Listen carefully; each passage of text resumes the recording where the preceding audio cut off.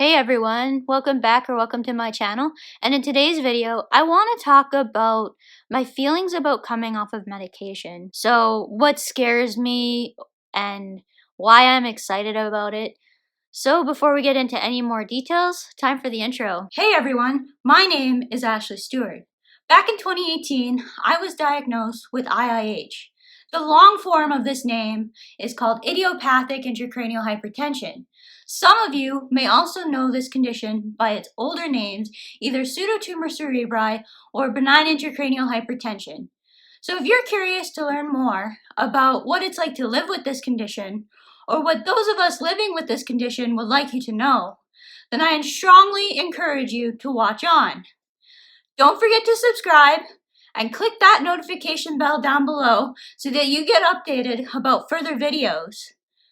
I upload new content every Monday and Thursday afternoon. I mentioned in one of my previous videos that I think actually my last update of 2019 that the doctors were thinking about taking me off of medications. Because I think it's important for me to reason this out because it's one of the things that I haven't really thought, like I've thought about this, but I haven't really thought about it, if that makes any sense. I'm excited about the possibility of coming off of medication for many different reasons. Taking prescription drugs in your 20s is not ideal, and it's not something I want to do until I'm like older, if I have to do it at all. And it's not your fault. Like, it's a chronic illness, it's a rare disease, and it's invisible. So, like, people can't tell that you're sick. You look perfectly fine. You look at me and you're like, oh, you're going through medical stuff. Like, people don't really see it. And now that I don't really have as much chronic fatigue as I used to, because my resting seems to have gotten better as I've started to feel better. Like before, I used to have look like I wasn't getting enough sleep, even though I was sleeping probably more than I would have ever before. But the fact that, you're going through all of this, it's still a toll. It still takes a toll on you and all of that. And if I didn't have to worry about medication every month, that would be fantastic. And I never thought I'd say that. I don't know if there's any research about using acetazolamide long term. I haven't really looked it up and I don't really know if the studies have been done. The thought of it is exciting too. Like, the possibility of being closer to being off of medication is just exciting for my everyday life. It's one less thing that I'd have to worry about every day, actually two, because on two medications. The one thing that I was wishing for so many months after I was diagnosed with IIH, like officially diagnosed with IIH in September of 2018, was I wish I could just be normal again. I wish I didn't have to take all this medication. I wish I didn't have to deal with these symptoms. And the possibility of having both of those things is just huge. So I think that's a good amount of things for things that I'm excited about. I could go on probably for 2 hours about why I'm excited about coming off the medication, but I'm not going to do that because that would get boring. So now for the things that scare me. So the things that scare me about coming off the medication are how my body's going to react to coming off the diuretics. So these are diuretics that I'm on, so they get rid of water. So my body's been used to having help getting rid of water. So I'm fully expecting some side effects to come out of when I actually get off the medication. And I'm taking 1 gram or 1,000 milligrams of acetazolamide a day. It's usually the lowest dose and it's usually what they start off with. But I actually had trouble getting up to 1 gram because I was sensitive or seemed to be sensitive to the medication. I was having a lot of side effects when I first went on this medication. The side effects lasted for several months.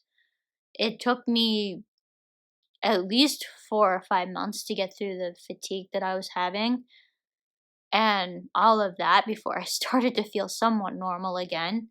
And even then, you kind of adjust to a newer normal Like, you don't really like to say that, but it's true. You kind of adjust to a new normal when you have something like that happen. This will be a question that I ask my doctors when it comes to time to do this.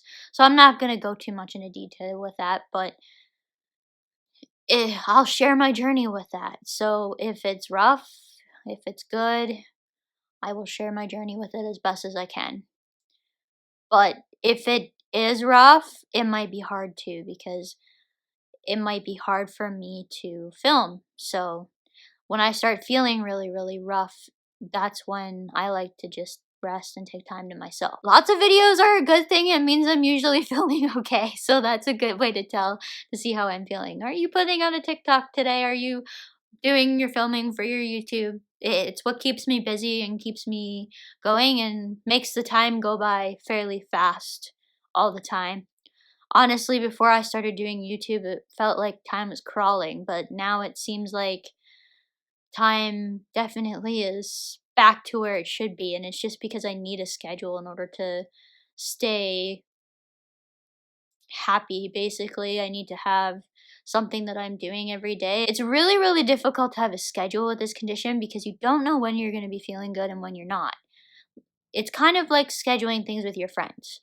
So I can tell you, yeah, I can meet you here at whatever time, but even if I make those plans, I may not be able to come. And it's not like I'm doing it on purpose or don't want to go out with you if I happen to cancel plans. And being an introvert, I'm more likely to cancel those plans because I don't want to go out. I want to be out, but I don't want to be out. But that's kind of why it's kind of hard to hold down a schedule because you just don't know how you're going to be feeling. But the nice thing is with YouTube, I make my own schedule. I decide when I'm able to film. For example, you'll notice the 2 videos last week, I was wearing 2 different things, and it's because I filmed it on 2 different days.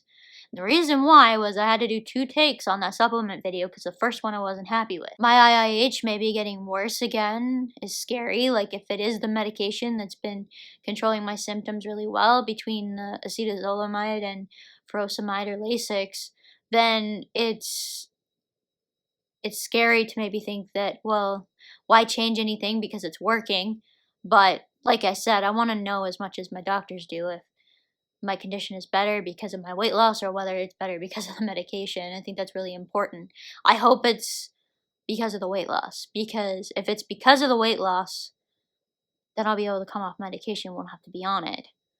But if it's because of the medication that I'm doing better, that's going to be unfortunate. That could be an emotional roller coaster, and I really don't want to think about that until I actually know. It's something that I have briefly thought about, but again, it's not something I've actually sat down and like really, really thought about. We basically have to cross the first bridge, which is coming off the medication successfully, and then after that, gotta wait and see how my body reacts to that and if my headaches get worse again or if my swelling of my optic nerves goes up or whatever. And I think they'll probably use the optic nerve swelling. Just a couple of things that I'm concerned about, a few things I'm excited about.